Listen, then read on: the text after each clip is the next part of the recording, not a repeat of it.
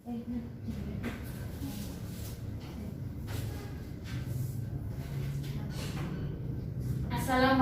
warahmatullahi wabarakatuh.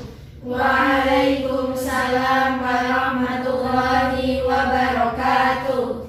Alhamdulillah, pada hari ini kita masih diberikan kesempatan oleh Allah Subhanahu wa Ta'ala untuk berkumpul kembali untuk melakukan proses pembelajaran. Nah, bagaimana kabar adik-adik semua? Alhamdulillah, luar biasa. Allahu Akbar. Alhamdulillah, sehat-sehat semua ya? Sehat. Sekarang saya mau presensi dulu ya. Yang pertama, Aisnur Aini, Lailu Zulfa, Miftahul Hidayah, Najla Nabiyah Musyayadah, Nisa Putri Mawadah, Ulil Hikmah. Oke, berarti hadir semua ya. Ya. Sebelum kita masuk ke dalam materi, biar semangat nih, mungkin Mbak ada jargon kelas enggak? Ada. Nah, mungkin dari ketuanya bisa memimpin teman-temannya. Ya, silakan. MTS Al-Hikmah, best forever. Al-Hikmah pasti bisa. Sudah semangat ya? Semangat. Jadi pada hari ini kita akan membahas tentang sunnah-sunnah sholat seperti itu. Sebelum kita masuk ke materi, saya akan menyampaikan tujuan-tujuan yang hendak kita capai ketika kita nanti sudah belajar tentang pembelajaran pada hari ini. Jadi insya Allah pada hari ini kita akan membahas tentang sunnah-sunnah sholat. Nah, tujuannya yaitu peserta didik diharapkan nanti bisa menjelaskan mengenai pengertian dari sunnah sholat, kemudian dapat mengklasifikasikan, pengelompokan mengenai macam-macam sunnah sholat. Terus peserta didik diharapkan mampu untuk menjelaskan pengertian dari sujud sahwi serta dapat mengimplementasikan atau mempraktikkan bagaimana tata cara pelaksanaan sujud sahwi seperti itu. Baik, langsung saja kita mulai masuk ke dalam materi. Kita yang pertama akan membahas mengenai sunnah sholat. Nah, sebelum saya jelaskan, kira-kira dari kalian ada yang tahu nggak nih apa itu sunnah sholat? Ayo, siapa yang tahu? Belum tahu. Belum tahu semua? Belum. Oke, saya jelaskan ya. Jadi sunnah sholat itu merupakan ucapan atau gerakan yang ada di dalam sholat selain yang hukumnya fardu seperti itu. Nah, sunnah sholat di sini itu ada pembagiannya, ada 2 bagian. Ada yang tahu nggak apa saja pembagian sunnah sholat? Coba acungkan tangan yang tahu. Saya. Ya, Mbak Zulfa, gimana? Ada 2, yaitu sunnah abad sama sunnah baiat. Betul sekali. Jadi pembagian sunnah sholat itu ada 2. Yang pertama ada sunnah abad, dan yang kedua ada sunnah baiat.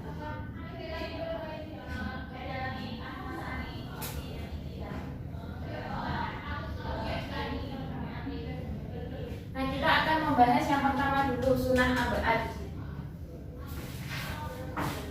Jadi sunnah abad itu merupakan amalan atau gerakan yang ada di dalam sholat yang apabila seseorang itu lupa tidak melaksanakannya, maka harus menggantinya dengan sujud sahwi. Seperti itu. Paham ya? Paham. Nah, kemudian yang kedua itu ada sunnah hayat. Kalau tadi sunnah abad kan amalan sunnah yang apabila kita lupa itu harus diganti dengan sujud sahwi. Kemudian kalau sunnah hayat berarti apa? Ada yang tahu nggak? Nggak perlu diganti. Apanya yang nggak perlu diganti? Apabila ada yang terlupa. Ya. Apabila ada yang terlupakan.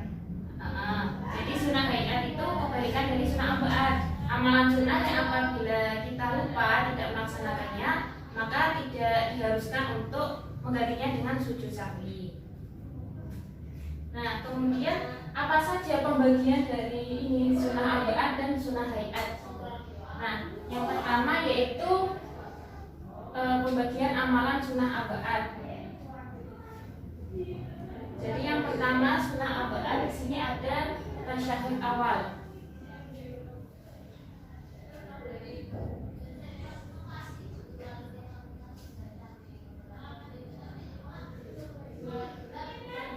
Kedua ada sholawat kepada Nabi pada tasyahud awal.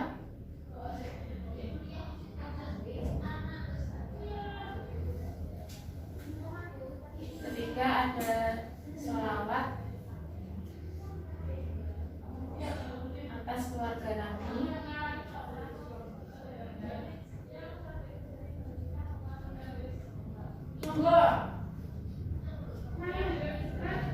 Kemudian ada kunut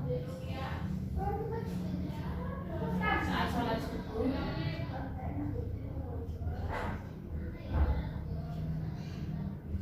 Nah, ini. Jadi pembagian dari sunnah abaat itu pertama ada tasyahud awal. Jadi ketika seseorang itu melaksanakan sholat, kemudian dia lupa tidak melaksanakan tasyahud awal ini. Nah, maka di akhir sholat sebelum dia salam itu bisa melaksanakan sujud sahwi seperti itu. Nah, kemudian yaitu sholawat Nabi pada tasyahud awal.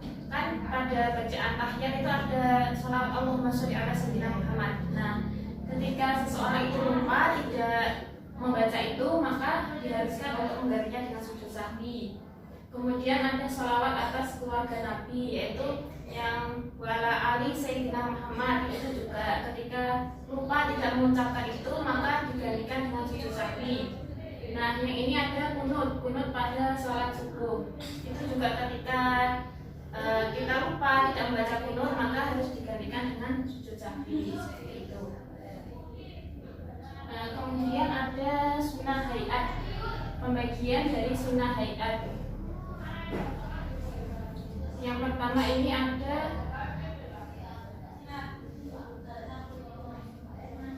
mengangkat tangan ketika takbiratul ihram.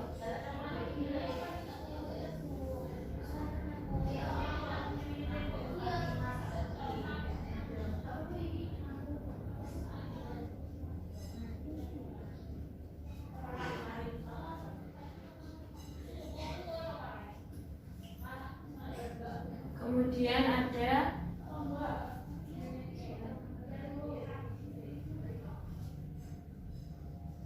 mengucapkan lafaz amin setelah bacaan surat Al-Fatihah.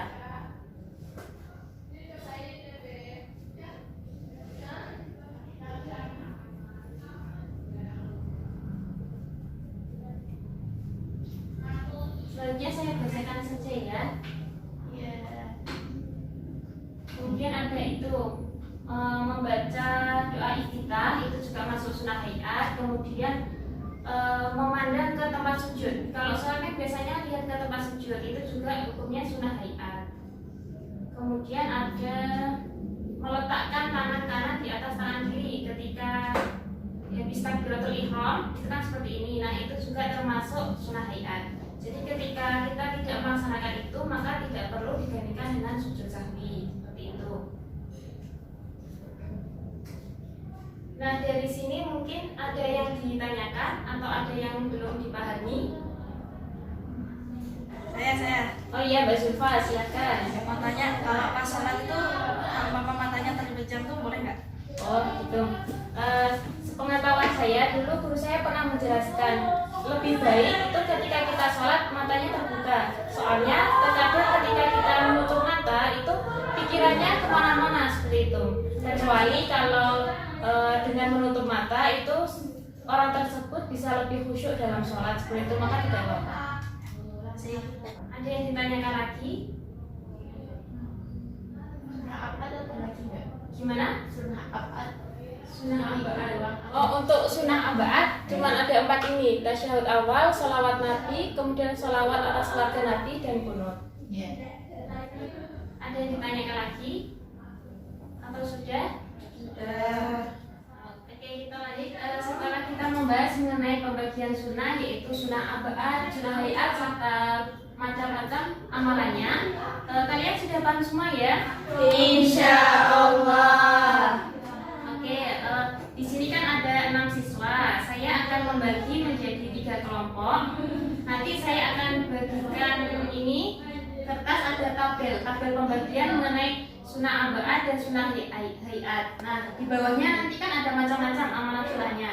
Nanti kalian kelompokkan mana yang termasuk dalam sunnah abad, mana yang termasuk dengan sunnah hayat, seperti itu ya. Saya akan bagi kelompoknya dulu. Kelompok 1 ada Ais Nur Aini dan Mailun Zulfa. Kelompok 2 Miftahul Hidayah dan Najla Nahia. Kelompok 3 Nisa Fitri Mawadah dan Ulil Hikmah. Sekarang bisa berkumpul sama kelompoknya masing-masing ya. Baik, Bu.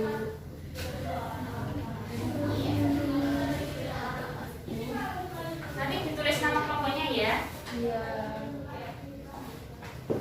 Gimana nih?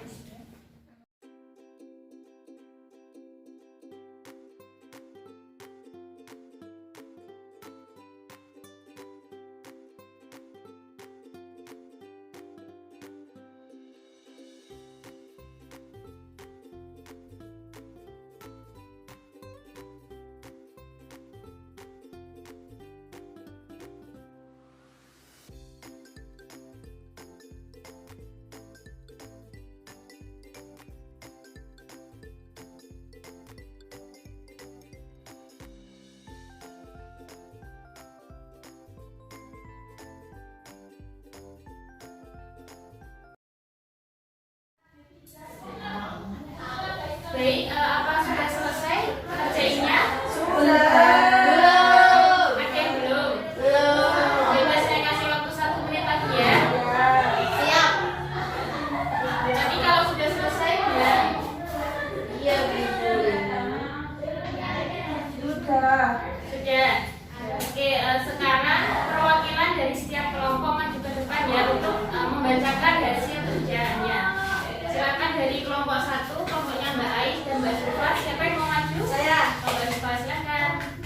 Boleh berdiri atau terserah. Boleh. Jadi pembagian Agak duduk. jadi pembagian sunnah sholat kedua, sunnah abad sama hayat.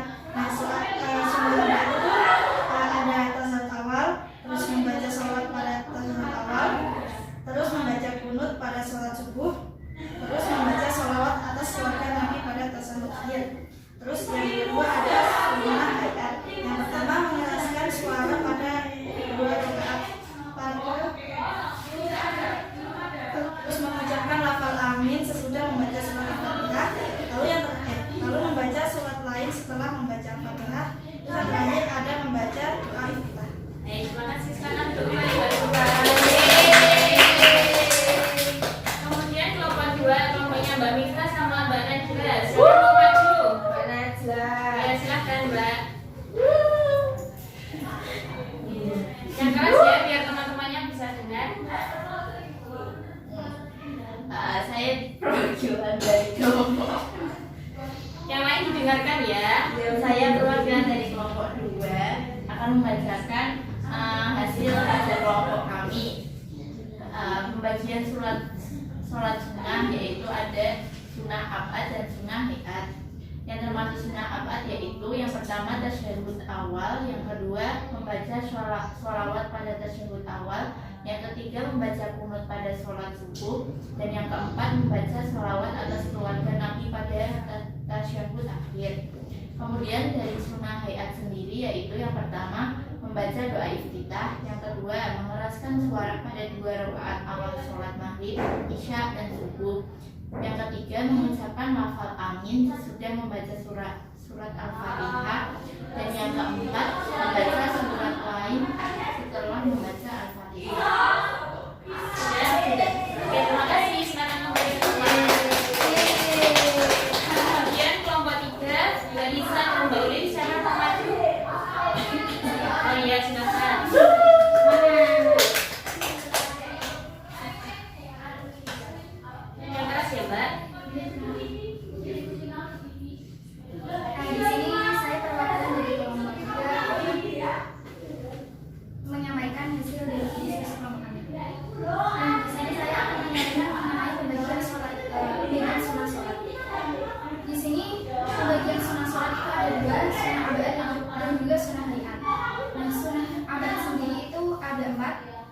pertama tasyahud awal, yang kedua membaca sholat pada awal, yang ketiga membaca qunut pada sholat subuh, dan yang terakhir membaca sholat atas keluarga Nabi pada tasyahud akhir.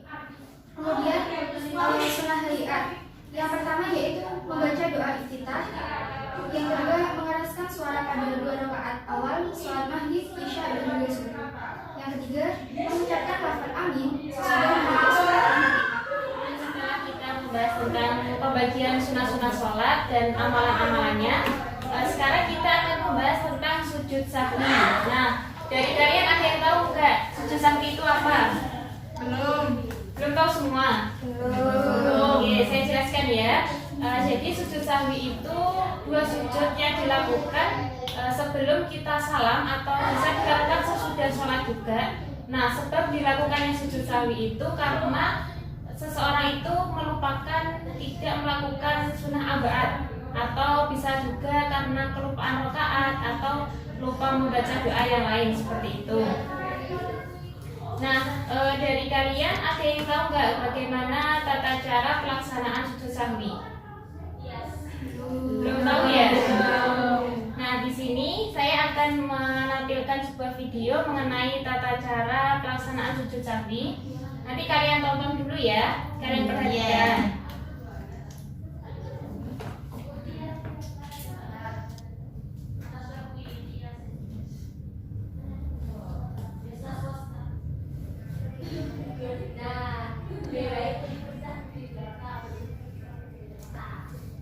Tata cara sujud sahwi dan ketentuannya.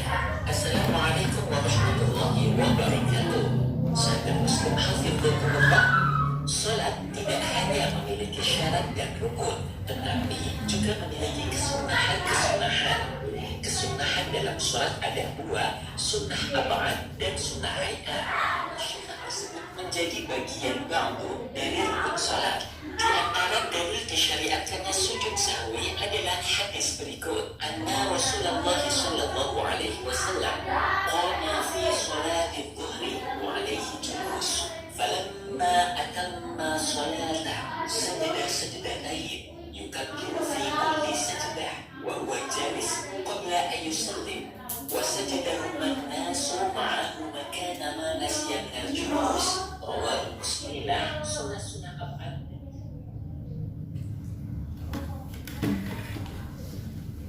Baik, tadi kalian sudah melihat tata cara pelaksanaan sujud sahwi. Kira-kira sudah paham belum tentang tata cara sujud sahwi? Sudah ya. Jadi sujud sahwi itu dilakukan sebelum kita itu salam. Jadi sebelum salam itu kita melakukan sujud sahwi. Sujud sahwi itu dilakukan 2 kali, jadi ada 2 sujud. Nah, ketika sujud pertama kita mengucapkan itu membaca doa subhana ma la ya'lamu wa la yasbu itu sebanyak 3 kali. Kemudian bangun dari sujud itu duduk seperti duduk di antara 2 sujud. Nah, kemudian sujud kedua membaca yang sama lagi subhana ma la ya'lamu wa la yasbu 3 kali. Nah, setelah itu baru salam seperti itu. Nah, tadi dari video itu ada penjelasan juga kalau sujud sahwi itu bisa dilaksanakan di luar sholat. Kan misal kita udah selesai sholat ternyata baru ingat, oh iya tadi saya belum kunut ternyata seperti itu. Nah, itu selama jeda antara salam, nah antara salam sama ingatnya ketika lupa itu masih berdekatan jedanya, maka bisa itu melakukan sujud sahwi. Itu tata caranya juga sama seperti sujud sahwi pas masih di dalam sholat seperti itu. Sudah paham semua ya tentang tata caranya? Insyaallah. Oke. Baik anak-anak, setelah kita tadi melihat video tentang tata cara pelaksanaan sujud sahwi, kalian semua sudah paham ya? Sudah. Nah, karena sudah paham, jadi saya minta ada perwakilan yang maju untuk mempraktikkan bagaimana tata cara sujud sahwi. Silakan, siapa yang mau maju? Oh, Mbak Zulfa, silakan. Yeay. Agak kesana sedikit ya, Mbak. Iya. Subhanallah la yanamu wa la yasmu. Subhanallah la yanamu wa la yasmu. Subhanallah la yanamu wa la yasmu. Lam yaghfirni wa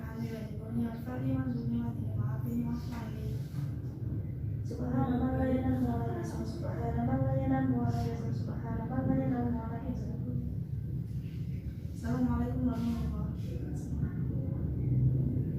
Baik, terima kasih. Silakan kembali Mbak Zulfa. Kasih tepuk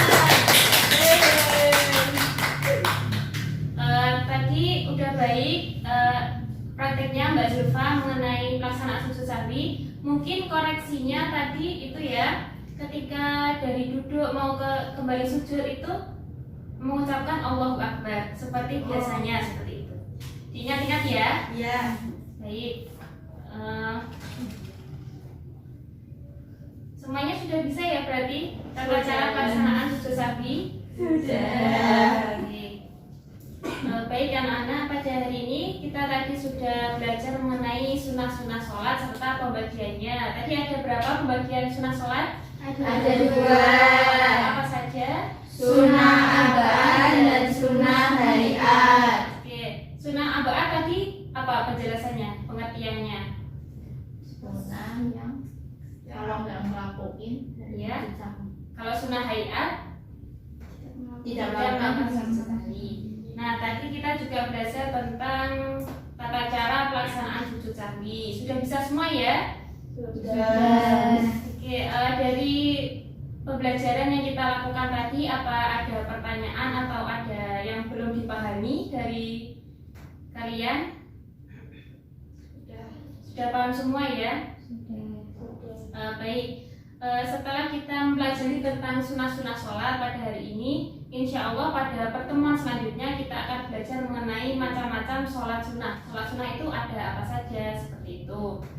Nah, untuk tugas dari pembelajaran hari ini mungkin kalian bisa membuat rangkuman mengenai materi pada hari ini. Nah, setelah kalian rangkum nanti kan pasti ada tuh, oh ini saya masih mengganjal, masih belum paham seperti itu. Nanti bisa ditanyakan pada pertemuan selanjutnya. Seperti itu ya. Mungkin sekian pembelajaran kita pada hari ini. Semoga ilmu yang kita pelajari pada hari ini dapat bermanfaat dan mendapatkan barokah dari Allah Subhanahu wa taala. Amin. Sekian dari saya. Sukses untuk kalian semua, untuk kita semua. Wassalamualaikum warahmatullahi wabarakatuh. Waalaikumsalam